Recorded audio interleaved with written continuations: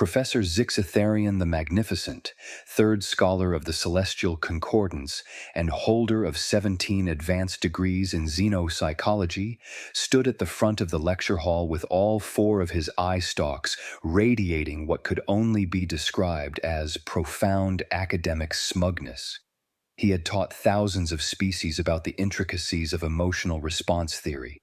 He had written the definitive text on fear across 847 different civilizations. He knew everything there was to know about the subject. Or so he thought. The semester had started like any other at the Galactic Pedagogical Institute, that prestigious floating university where the galaxy's brightest minds came to teach the galaxy's most privileged students. The roster included the usual suspects: 3 Valorians who glowed faintly purple when confused, a cluster of hive mind collectors who technically counted as 1 student but took up 7 seats, 2 crystalline shardlings who communicated through light refraction, and 1 human. The human's name was Marcus Chen, and he sat in the back row with the kind of relaxed posture that suggested he was either completely comfortable or plotting something. Professor Zixitharion had learned to be wary of that posture. Humans had been part of the galactic community for only 70 years, and in that time they had developed a reputation, not a bad reputation exactly. More like the reputation of that one friend who suggests going to a new restaurant and somehow you end up in the emergency room with a story you will be telling for decades. Today, Professor Zixitharion announced, his translator making his chittering sound like a refined Earth-British accent because he thought it made him sound more intelligent. We will be discussing the fundamental nature of fear. Fear, as you all should know from the preliminary readings, is a survival mechanism common to most sentient species. It allows organisms to identify and avoid danger. He clicked a button on his lecture remote, and a holographic display materialized in the center of the room. It showed a Krelian, one of those massive bear-like creatures from the outer spiral, backing away from a small fire. The Krelians, for instance, have an instinctive fear of flames due to their highly flammable fur. This is logical. This is reasonable. This is fear in its purest, most sensible form. The Valorian students nodded, their glow shifting to an attentive amber. The hive mind hummed in collective agreement. The shardlings refracted light in patterns that probably meant something approving. Marcus raised his hand. Professor Zixitharion felt a tiny flutter in his primary stomach. Humans raising their hands was never a good sign. Last week, during a discussion about cooperative society structures, Marcus had raised his hand and somehow the conversation had ended with the professor questioning everything he knew about game theory, and one of the Valorians crying purple tears of existential confusion. "Yes, Mr. Chen?" "So, Professor, if fear is about survival and avoiding danger, how do you explain recreational fear?" "Recreational fear?" 2 of Zixitharion's eye stalks tilted quizzically. "I am not familiar with this concept." "You know, like when people seek out things that scare them, for fun." The classroom fell silent. Even the hive mind stopped its perpetual humming. Professor Zixitharion's third stomach did a little flip. That makes no logical sense whatsoever. Why would any rational being actively pursue fear stimuli? Marcus grinned. It was the kind of grin that in human literature probably preceded something described as shenanigans. "Would you like me to show you?" "I suppose," the professor said slowly, "it would be educational for the class to understand this apparent contradiction in human psychology." Marcus pulled out his datapad, the Earth-made device that was considered both hilariously primitive and unnecessarily complicated by galactic standards. "Okay, but fair warning, Professor. You might want to have your class's emergency counselor on standby." "Mr. Chen, I have studied fear for 300 years. I hardly think a simple demonstration will require psychological intervention." "Cool. Don't say I didn't warn you." Marcus tapped his datapad and the holographic display changed. The title card read, "Earth Recreational Activities." A compilation. The first clip showed a massive wooden structure on Earth, all twisted rails and impossible loops. This is called a roller coaster, Marcus explained in a tone that a professor might use to discuss quantum mechanics. People pay money to ride it. That's important. They pay to be on this thing. The video showed humans strapped into little cars that slowly climbed up a steep incline. The humans were already screaming, and they hadn't even reached the top yet. One of the Valorians made a confused whistling sound. Are they in distress? Oh, just wait, Marcus said. The cars reached the peak, paused for one beautiful moment, and then dropped straight down at speeds that made several species in the classroom gasp. The humans on screen screamed louder, their faces contorted in expressions that any xenopsychology textbook would classify as abject terror. The cars whipped around corners, flipped upside down, and spiraled through loops that seemed to violate several laws of physics and at least 2 galactic safety regulations. When the ride ended, the humans stumbled off, laughing and high-fiving each other. They appear to have enjoyed that, observed one of the shardlings through light patterns that translated roughly to, "What the fresh hell?" "Oh, that's just the appetizer," Marcus said cheerfully. "Let me show you bungee jumping." The next clip showed a human standing on a bridge, a very high bridge, the kind of height that most species evolved to fear on a genetic level, because falling from it meant becoming a regrettable stain. This human, Marcus narrated like a nature documentary presenter, has tied an elastic cord to their ankles. Watch as they voluntarily throw themselves off this perfectly safe bridge. The human jumped. They plummeted toward the ground, screaming the entire way, arms flailing. Just before impact, the cord snapped taut and bounced them back up. The human hung there, upside down, laughing hysterically. Professor Zixatherian felt his primary brain trying to process this information and failing spectacularly. But why? For the adrenaline rush, Marcus explained, makes you feel alive. But they were alive before they jumped. Yeah, but like, really alive. The compilation continued. Skydiving, where humans jumped out of perfectly functional aircraft. Shark cage diving, where they deliberately entered the hunting grounds of apex predators. Free climbing, where they scaled vertical rock faces without safety equipment. Storm chasing, where they drove vehicles toward deadly weather phenomena. White water rafting, base jumping, cave diving in underwater tunnels that had claimed dozens of lives. Each activity was more insane than the last. The classroom had descended into chaos. The Valorians were flickering between colors so rapidly they looked like disco balls. The hive mind had split into 3 different opinions and was arguing with itself. The shardlings had dimmed to almost complete darkness, their species equivalent of hiding under a blanket. There are entire industries on Earth dedicated to scaring people, Marcus continued, clearly enjoying himself. Horror movies, haunted houses, escape rooms designed to terrify you. We have books written specifically to keep you awake at night. We tell ghost stories to children, for fun. We have a holiday, Halloween, where we dress up as monsters and demons and go to parties. This is madness, Professor Zixatherian whispered, all 4 eye stalks now drooping in psychological defeat. Oh, I haven't even gotten to the really weird stuff yet, Marcus said. Let me tell you about a little thing we call extreme ironing. Extreme what? Ironing. You know, pressing wrinkles out of clothes. Some humans do it while rock climbing, underwater, while skydiving, on top of moving vehicles, basically anywhere that makes it unnecessarily dangerous. Why? Because it's there? One of the Valorians raised a trembling appendage.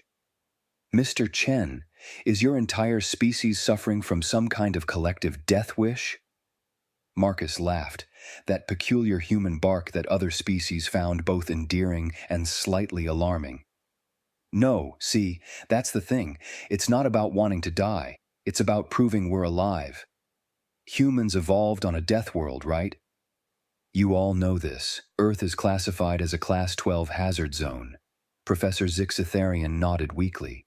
Earth was infamous, the planet where everything was trying to kill you. Extreme weather, tectonic instability, deadly fauna, toxic flora, and don't even get started on the microscopic organisms. Right, so we evolved in an environment where danger was constant, Marcus continued. Fear kept us alive, but we also evolved to push through that fear, to explore, to challenge ourselves. Now that we've mostly made Earth safe, or at least safer, some part of our brain misses that constant edge, so we recreate it, voluntarily. That is the most illogical thing I have ever heard, said one of the shardlings. Is it, though? Marcus leaned back in his chair. Think about it. Every species here evolved some kind of survival mechanism. The Crelians got big and strong. The Valorians developed adaptive camouflage. The hive mind became, well, a hive mind for protection in numbers. Humans? We got stubbornness and the ability to look at something that absolutely should kill us and think, but what if I tried it anyway? He tapped his datapad again. You want to know what real human fear looks like?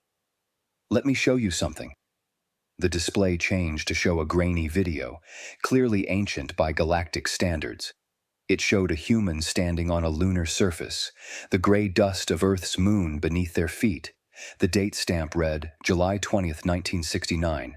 This is Neil Armstrong, Marcus said softly, the first human to walk on another celestial body. You know how he got there? Strapped to a controlled explosion, a massive tube filled with fuel that, if anything went wrong, would vaporize him instantly. The computer guiding the landing had less processing power than my toaster. The classroom watched as the grainy figure took those first steps. He was terrified, Marcus continued. They all were.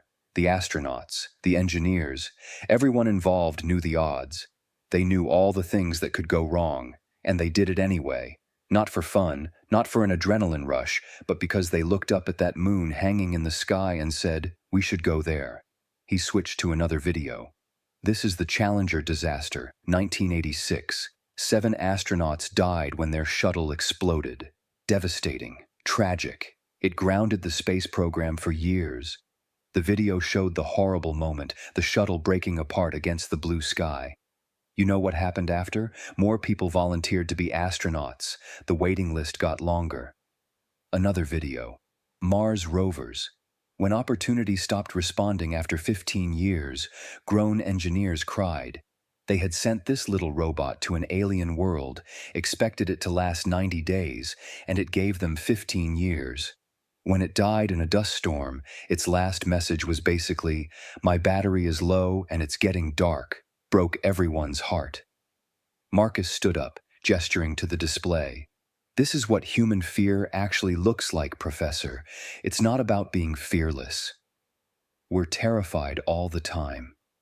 Of heights, of the dark, of the ocean, of tiny spiders, of public speaking, of dying alone. We have anxiety disorders and phobias, and we lose sleep over things that might never happen. He smiled. But we go rock climbing anyway. We explore ocean trenches deeper than our mountains are tall. We send probes to the edges of our solar system. We get on stage and perform. We fall in love even though it might break us. We keep going even when we're scared. Maybe especially when we're scared. The classroom was completely silent now. Even the hive mind had unified into a single, focused attention. Professor Zixitharian felt something he hadn't felt in 3 centuries of teaching, the humbling realization that he had been fundamentally wrong about something. You asked what fear is, Professor, Marcus said. For most species, fear is a stop sign, a warning that says, don't go here, danger ahead. For humans, fear is a suggestion, a challenge, a thing we acknowledge, respect, and then frequently ignore because the other side of fear is where the interesting stuff happens. One of the Valorians, the youngest of the 3, raised a glowing appendage. Mr. Chen, are you saying that humans are brave? Marcus snorted. No. Well, yes, Sort of. Look, bravery isn't the absence of fear. If you're not scared, it's not brave, it's just a Tuesday. Bravery is being scared and doing it anyway. And humans are really, really good at being scared of things and then doing those things while internally screaming. He pulled up one more video. This is called Free Solo. It's a documentary about a guy named Alex Honnold who climbed a 3,000-foot vertical rock face without ropes. No safety equipment, just his hands and feet, and presumably a complete disregard for his own mortality. The video showed the climb. The classroom watched in absolute horror as the human ascended the sheer cliff face, thousands of feet of empty air below him. One slip, one moment of weakness, and he would fall to his death. Why? The word came out as a chorus from multiple species at once. Because he wanted to see if he could, Marcus said simply. And you know what the wildest part is? After he successfully completed this climb, people didn't call him crazy. Well, some did, but mostly we called him inspiring. Other climbers saw what he did and thought, maybe I could push myself further too. Professor Zixtharian's eye stalks had gone completely limp. I need to sit down. You're already sitting, Professor. Then I need to sit down more. Marcus mercifully turned off the display. Look, I'm not saying the human approach to fear is better or worse than anyone else's. It's just different. We evolved on a planet that was constantly trying to kill us, so we developed this weird relationship with danger. We respect it, we fear it, but we also poke it with a stick to see what happens. That explains so much about your species' role in the galactic community, muttered one of the shardlings. What do you mean? The War of the Scorched Nebula, when the Zathan invaded, every species with any sense retreated from their advance. Humans saw a hostile fleet that had destroyed 17 civilizations, and you sent diplomats. Well, yeah, someone had to talk to them. The diplomats were armed. Diplomatically armed. That's not a thing. It is now. Professor Zixtharian finally managed to resettle his eye stalks into something resembling professional composure. Mr. Chen, your presentation has been enlightening, if psychologically damaging. I believe I need to reconsider several chapters of my upcoming textbook. Happy to help, Professor. Though I must ask, is everything on Earth trying to kill you, or do you simply choose to interact with the things that are? Marcus grinned that troublemaking grin again. Yes. That's not an answer to an either-or question. Sure it is. Earth has plenty of dangerous stuff, yeah. Hurricanes, earthquakes, volcanoes, predators, venomous creatures, toxic plants, you name it. But we also invented stuff like ghost pepper challenges, parkour, and Australian tourism. We look at danger and think, what if we made it a sport? One of the Valorians flickered a concerned magenta. Mr. Chen, what is Australian tourism? Oh, you sweet summer child. Australia is a continent on Earth where, and I'm not exaggerating, everything is aggressively trying to kill you. Spiders the size of dinner plates, snakes that can kill you in minutes, jellyfish that are nearly invisible and absolutely lethal, octopi that are beautiful and will end you, crocodiles that can run faster than you'd think, drop bears. Drop bears? Okay, that one's a joke. Mostly. The point is, Australia is a nightmare continent, and it's one of our most popular tourist destinations. People pay money to go there. On purpose. The hive mind finally spoke as one unified voice. We are beginning to understand why the Galactic Council was hesitant to admit humans to the Concordance. Was it the Australian thing? It was everything you have shared today. Professor Zixtharian raised an appendage for silence. Class, I believe we have learned a valuable lesson today. Fear, as it turns out, is not as universal a concept as I had believed. What constitutes a rational response to danger varies significantly by species and evolutionary background. So you're saying humans are weird, Marcus summarized. I am saying that humans have a unique perspective on risk assessment. So weird. Mr. Chen. Yes, Professor? On a scale of 1 to 10, how likely is it that humans will eventually try to weaponize fear itself? Marcus thought about it. I mean, we already have psychological warfare, jump scares in military training, and horror-themed military operations. So like, 6? We're working on it.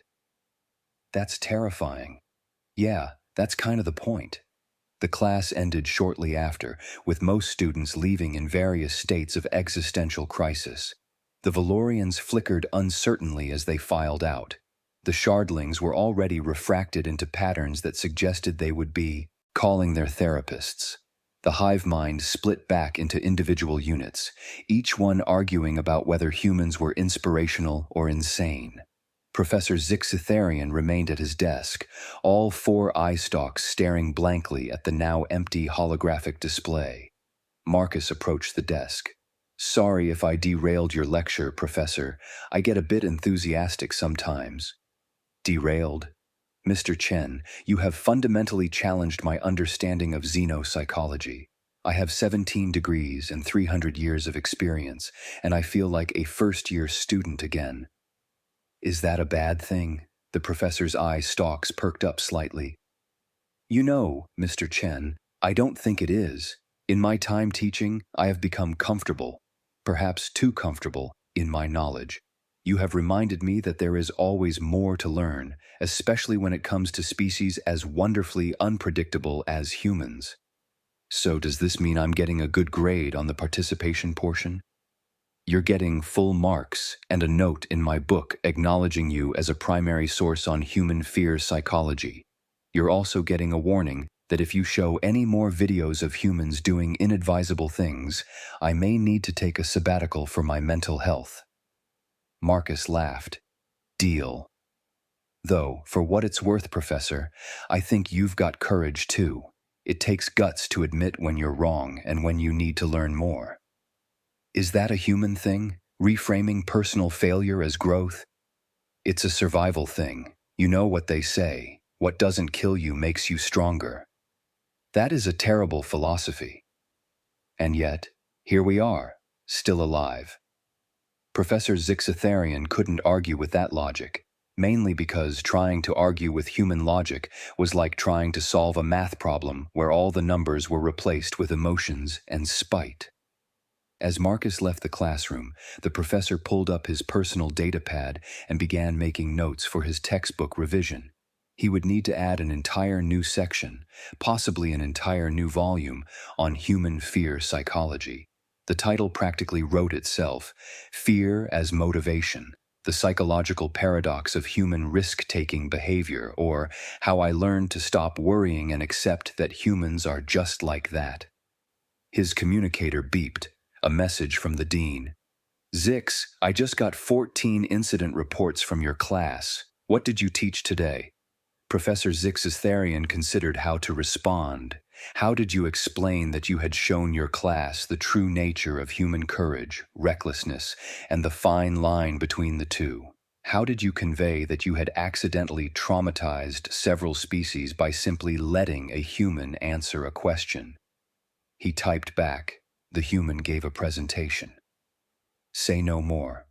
I'll alert the counseling center. As the professor gathered his materials, he noticed Marcus had left something on his desk. A small data chip with a note. More videos if you want them. Fair warning. It gets weirder. Also, look up Tide Pod Challenge if you want to understand why humans need warning labels on everything. Professor Zixitharian picked up the chip, considered his options, and then did what any self-respecting academic would do when confronted with potentially sanity-destroying information. He pocketed it for later viewing with a large container of his species' equivalent of alcohol. Because if 300 years of teaching had taught him anything, it was that humans were equal parts, terrifying and inspiring, and understanding them required both courage and a strong drink. And maybe, just maybe, that was the real lesson about fear. It wasn't about the absence of terror or the presence of courage. It was about looking at something that scared you, acknowledging that fear, and then deciding whether to run away or lean in closer. Humans, bless their chaotic hearts, always seem to lean in, even when they absolutely shouldn't, especially when they absolutely shouldn't. The next day, Professor Zixatherian walked into his classroom to find Marcus already in his seat, grinning that troublemaking grin. "Morning, Professor. Ready for today's topic?" "What is today's topic?" "Human pain tolerance and why we invented competitive eating." Professor Zixatherian seriously considered early retirement. Instead, he took a deep breath through his primary respiratory spiracle and said, "Class, please activate your emotional support protocols. Mr. Chen has another presentation." The Valorians immediately dimmed to a protective gray. The hive mind preemptively split into therapy groups. The Shardlings had already called in sick, and Professor Zixatherian, third scholar of the Celestial Concordance, holder of 17 advanced degrees, and now officially humbled educator, pulled up a chair and prepared to learn. Because that, in the end, was what education was all about. The willingness to admit you didn't know everything, and the courage to learn from those who could teach you, even if those teachers were humans. Especially if those teachers were humans. The lesson began, and somewhere in the cosmos, the universe looked at humanity and wondered, not for the first time, what evolutionary path had led to a species that treated fear as a challenge rather than a warning. The answer, as with most things human, was complicated, illogical, and somehow worked anyway. Just like humans themselves,